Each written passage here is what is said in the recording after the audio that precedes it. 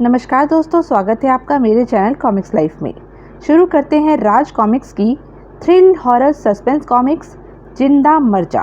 Thrill horror suspense जिंदा मर जा। सावधान, यह कॉमिक्स नहीं 11,000 वॉल्ट का करंट है। मस्तिष्क झंझना देने वाले जबरदस्त सनसनीखेज थ्रिल हॉरर सस्पेंस के 3 झटके। पहला झटका, thrill wax museum first time in India. अनोखा था वह म्यूजियम, विश्व के सबसे पहले जहाज का मोम का मॉडल। अद्भुत, वाह, मोम का डायनासोर, मोम का आदि मानव। म्यूजियम का आज का विशेष आकर्षण। लेडीज एंड जेंटलमैन, इस डायबॉलिकल यंत्र को देख रहे हैं आप? मौत की टॉर्चर का एक यंत्र। इसे स्ट्रेच रैक यानी मौत का खींचने वाला यंत्र कहते हैं, जिसे मध्यकाल के लोग टॉर्चर के लिए इस्तेमाल करते थे। हमने अपने दर्शकों को इस रैक की कार्य प्रणाली दिखाने की व्यवस्था की है। मोम की इस बुत पर उस दृश्य को हूबहू प्रदर्शित होता हुआ देखेंगे आप लोग। वाह, क्या बुत है, एकदम असली युवक सा। असली सा या सचमुच असली? उफ, ये सब लोग मुझे मोम की डमी समझ रहे हैं, लेकिन मैं मोम की डमी नहीं हूँ। जीता जागता इंसान हूँ, जिंदा हूँ। मेरे जिस्म में एक ऐसी दवा इंजेक्ट कर दी गई है जिसके प्रभाव से अपनी पलकें तक नहीं झपका पा रहा मैं। मेरा मस्तिष्क सक्रिय है, मैं देख व सुन पा रहा हूँ। उफ, कैसी विवशता है मेरी। क्या इतने लोगों में कोई मेरी मदद न कर पाएगा? गाइड के संकेत पर उस नकाबपोश के हाथ तेजी से हरकत में आ गए। कथित मोम की उस डमी का अंजाम देखने को आतुर थी प्रत्येक आंख। इसी तरह खींचा जाता रहा ये बुत तो 2 टुकड़ों में बदल जाएगा ये। स्तब्ध से खड़े थे दर्शक, मध्यकाल के उस नृशंस टॉर्चर के भयानक कल्पना लोक में खोए। उफ, किस अति भयानक ढंग से टॉर्चर किया जाता था। अपने आप को मरता देख रहा था स्ट्रेच रैक पर बंधा वह युवक। पीड़ा का कोई आभास न हो पा रहा था उसे दवा के कारण। आह, सफल हो गया उसका प्रयास। मैं मार डाला जा रहा हूँ। आह, और मेरा हत्यारा यहाँ मौजूद तक नहीं है वो। उफ, मौत का ऐसा टॉर्चर जारी था। नो, जिसके कई गवाह मौजूद थे। मोम कहीं से चटक क्यों नहीं रहा? अभी एक झटके से 2 टुकड़ों में बट जाएगा ये पुतला। अति भयानक दृश्य प्रस्तुत हुआ। आह, दर्दनाक ढंग से तड़पते युवक की अंतिम हिचकी थी वो। खून का तालाब बह गया। फचाक, दहशत से फट पड़ी दर्शकों की आंखें। बुत में बदल गया गाइड और वो नकाबपोश। ये क्या? खून? डमी से खून कैसे बह रहा है? खून? चीखें, शोर, हंगामा। खून? डमी नहीं थी ये, किसी जिंदा इंसान को मुर्दा बना दिया गया। उफ, मारो, इन्हीं दोनों ने मिलकर मूर्ख बनाया है हमें और जान ली है उस युवक की। उत्तेजित भीड़ उस कत्ल की चश्मदीद गवाह। जंगल में आग के समान इस विचित्र ढंग से की गई हत्या का समाचार फैला म्यूजियम में। क्या सरेआम इतने लोगों को मूर्ख बना गए हत्यारे? पुलिस, हमारा कोई दोष नहीं है इंस्पेक्टर साहब। हमें प्रदर्शन से पूर्व यही बताया गया था कि स्ट्रेच रैक पर केवल डमी होगी। और तुमने ये चेहरे पर नकाब क्यों पहन रखा था? वह नाटक सत्य प्रतीत हो इसलिए मैं लोगों के सामने उस रूप में आता था। इंस्पेक्टर घुंडी, म्यूजियम के मेडिकल रूम में। इस प्रदर्शन के लिए किसने आदेश दिया था तुम्हें? म्यूजियम के आज के शेड्यूल में शामिल था ये कार्यक्रम भी। म्यूजियम के रोज के कार्यक्रमों की पूरी लिस्ट उसी दिन सुबह हमें दी जाती है और ये लिस्ट हमें मिलती है म्यूजियम इंचार्ज मिस्टर मुसद्दी लाल से। वहीं पहुंच गया मुसद्दी लाल। मिस्टर मुसद्दी लाल, आज के कार्यक्रम की इस टाइप लिस्ट में वह खेल तुमने क्यों खेला?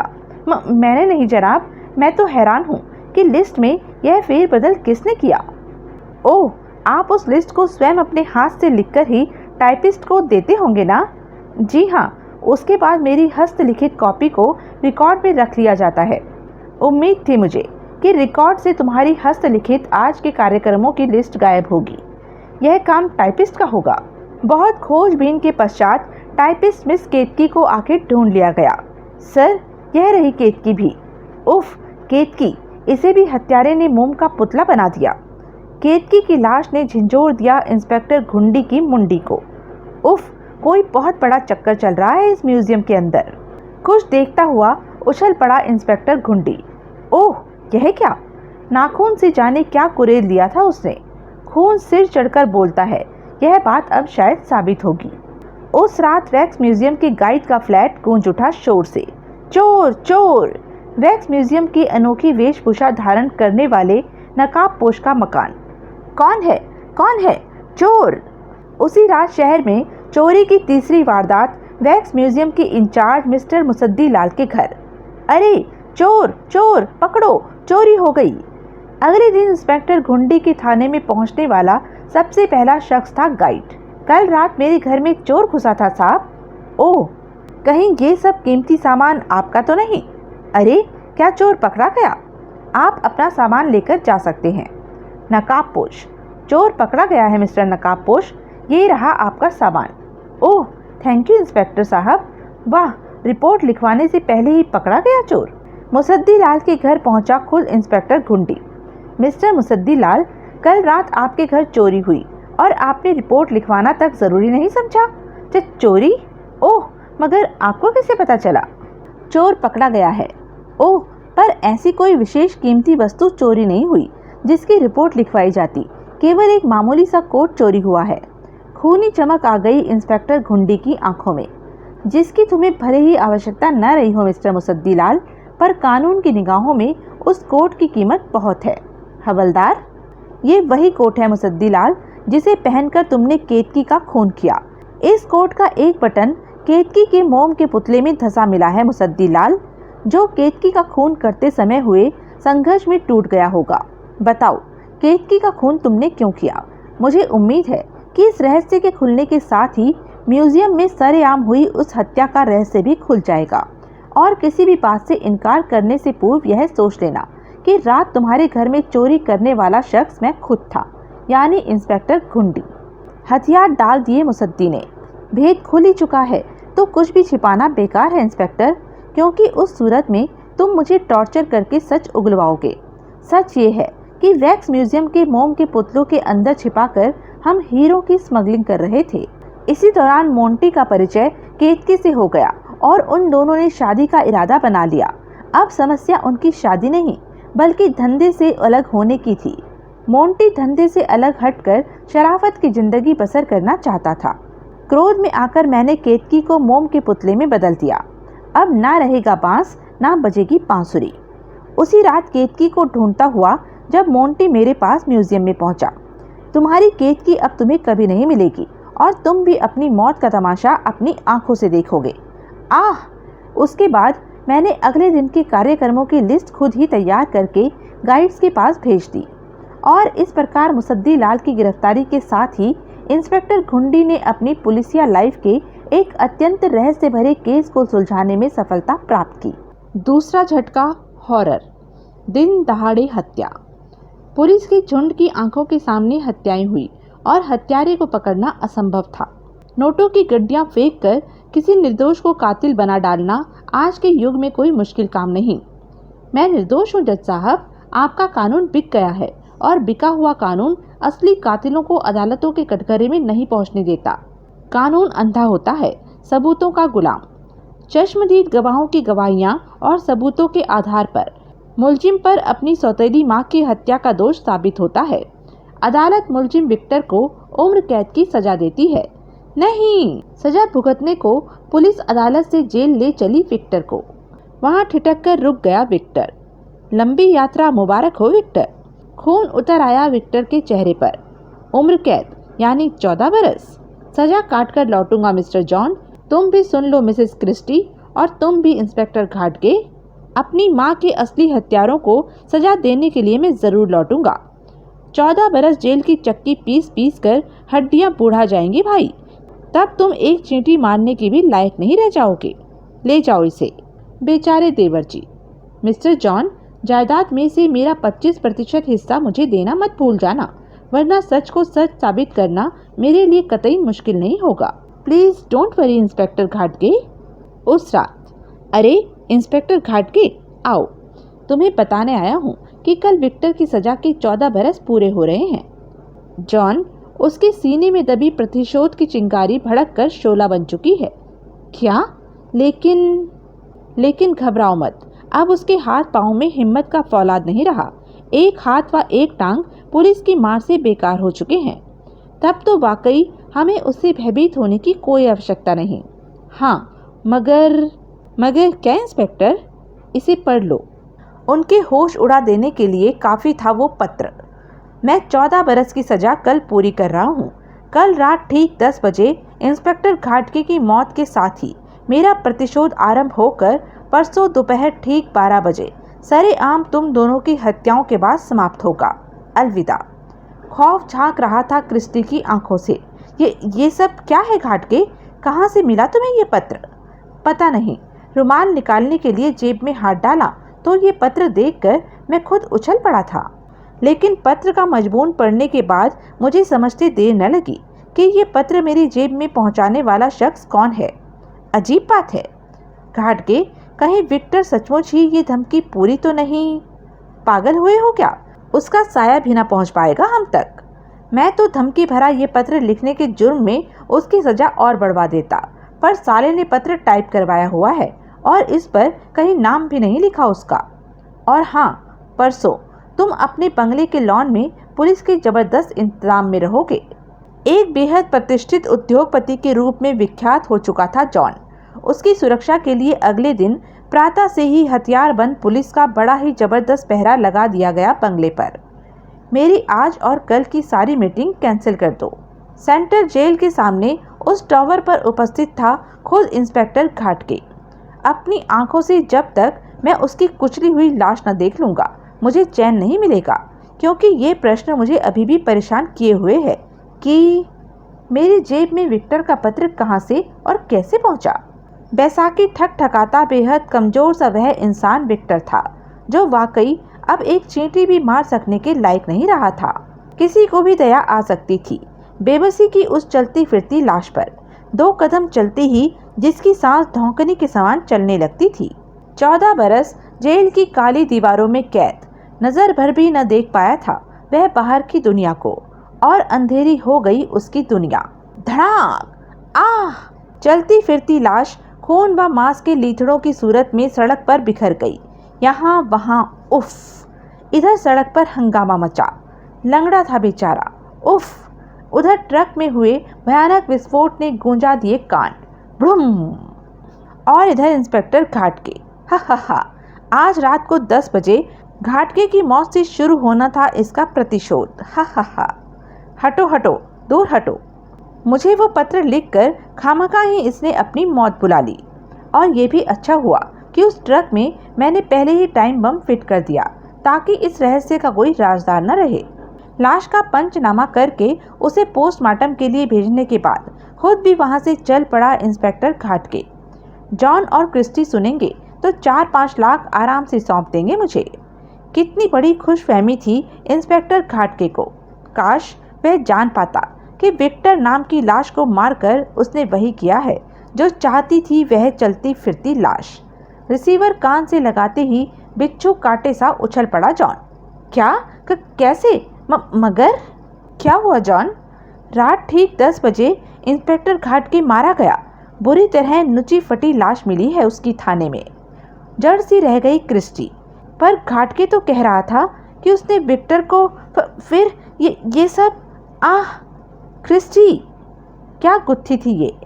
छावनी नजर आने लगा जॉन का बंगला। आप घबराए नहीं मिस्टर जॉन, बंगले का चप्पा चप्पा पुलिस की निगरानी में है और मैं खुद भी यहाँ इस कक्ष में आपके साथ उपस्थित हूँ। वॉल क्लॉक पर जमी थी वे 4 जोड़ी निगाहें। भयानक सन्नाटा घड़ी की सुइयों के आगे बढ़ने के साथ साथ और गहरा होता जा रहा था। वॉल क्लॉक ने 12 बजने की सूचना दी। Ton ton ton. सूते हुए पीले जट चेहरे धाड़ धाड़ कर बजते दिल, और क्लॉक के अंतिम घंटे के साथ हलक फाड़कर चीख उठी क्रिस्टी। जॉन! उफ! नहीं! उछल पड़ा commissioner. Mr John, Mrs Christie, क्या हुआ? आप लोग इतने खौफजदा क्यों हो रहे हैं? हैरत के सागर में गोते लगा रहा था कमिश्नर, क्योंकि जो छाया उन दोनों को दिख रही थी वह उसे नहीं दिखाई पड़ रही थी। कमिश्नर की बात सुनने का होश कहाँ था जॉन और क्रिस्टी को। पहचाना मुझे? मैं विक्टर हूँ। नहीं, तुम मर चुके हो। खुद को मरवाने के लिए ही मैंने वो पर्चा इंस्पेक्टर की जेब में पहुंचाया था। मैं जानता था कि पत्र अपनी जेब में देखते ही वह इंस्पेक्टर कोई ऐसी ही हरकत करेगा। अगर इंस्पेक्टर वैसी हरकत न भी करता तो भी मुझे मरना ही था, चाहे आत्महत्या ही करता। तुम्हें समाप्त करने के लिए मरना जरूरी था मेरा। हा हा हा, दुनिया में ऐसी कोई सुरक्षा व्यवस्था नहीं है जो मौत की राह रोक सके। खोपड़ी घूम गई थी कमिश्नर की। मिसेस क्रिस्टी, क्या हुआ? नहीं, छोड़ दो मुझे। आह! वह बिल्कुल नहीं समझ पा रहा था कि वे दोनों क्यों चीख चिल्ला रहे हैं। जॉन, जॉन, बचाओ! आह! खून से सुर्ख हो उठी उसकी गर्दन। नो! कमिश्नर की बाहों में थी अब एक लाश। कमांडो आखिर क्या करें? जॉन हॉल के एक कोने से दूसरे कोने तक उछला। जॉन, अपनी सगी माँ को जायदाद के लालच में मार डाला तुम दोनों ने। मेरे सौतेले होने का खूब लाभ मिला तुम्हें, लेकिन ध्यान से सुनो। 14 बरस की सजा मैंने इसलिए नहीं काटी कि कानून ने मुझे सजा सुनाई थी। सजा काटी तो केवल अपनी अंतर आत्मा की आवाज पर कि माँ की रक्षा न कर सका मैं तुम्हारे हाथों। काश जान जाता कि बाढ़ ही खेत को चाट जाने वाली है। रोंगटे खड़े कर देने वाला दृश्य था। खच! गर्दन से सिर अपने आप जुदा हो गया था और किसी को छाया तो नजर ही नहीं आ रही थी। उफ! गूंज उठी एक आवाज। कमिश्नर साहब, इन दोनों की लाशों को हाथ भी लगाने की चेष्टा उस व्यक्ति की मौत बन जाएगी। इन दोनों की लाशों को यथास्थान छोड़ दीजिए। उफ! ठक ठक की एक आवाज उस हॉल से दूर, अति दूर होती चली गई। फिलहाल सील कर दिया गया बंगला। बंगले से दूर बंगले को घूरती खड़ी थी वो रहस्यमय सी छाया भी। पूरा हो गया मेरा प्रतिशोध। जेल में सीखी तांत्रिक शक्तियों का एकदम सही उपयोग हुआ। तीसरा झटका, सस्पेंस। जिंदा मुर्दे। कहानी के शीर्षक का नाम सुनकर चौंके तो नहीं ना आप? ये कहानी है एक ऐसे द्वीप की जहां सचमुच मुर्दे जिंदा हो उठते थे। उस सुबह समुद्र में भयानक तूफान आया। मालवाहक जहाज विक्रम तिनका तिनका होकर समुद्र की लहरों पर बिखर गया। विक्रम के अंतिम संदेश के पश्चात तूफान के शांत पड़ते ही एक खोजी नौका विक्रम की तलाश में निकल पड़ी और उस समय दंग हो उठे खोजी जहाज के वे यात्री। कैप्टन कर्क, तूफान के लक्षण फिर से पैदा हो रहे हैं। घबराओ नहीं जूली, हम जिस नौका पर सवार हैं वह बड़े से बड़े संकट का सामना कर सकती है। मिस्टर देसाई की निगाहें जा टिकी उस द्वीप पर।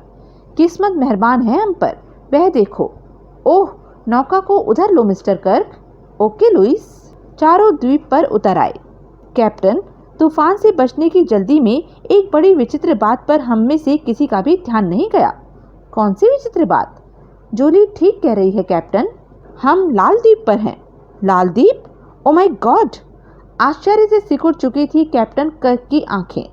लाल द्वीप को डूबे हुए 100 साल से भी ऊपर हो चुके हैं। इस द्वीप के साथ ही डूब गए थे द्वीपवासी भी, जिनका आज तक कुछ पता नहीं चला। कैप्टन, एक ऐसे ही भयानक तूफान में लाल द्वीप का अस्तित्व समाप्त हो गया था। ऐसा लगता है जैसे तूफान ने इस द्वीप को वापस लौटा दिया है। बकवास नहीं जूली, बकवास नहीं। 100 साल से गुम द्वीप एकाएक यूं प्रकट नहीं हो सकता। सूरज पश्चिम की गहराइयों में उतर रहा है।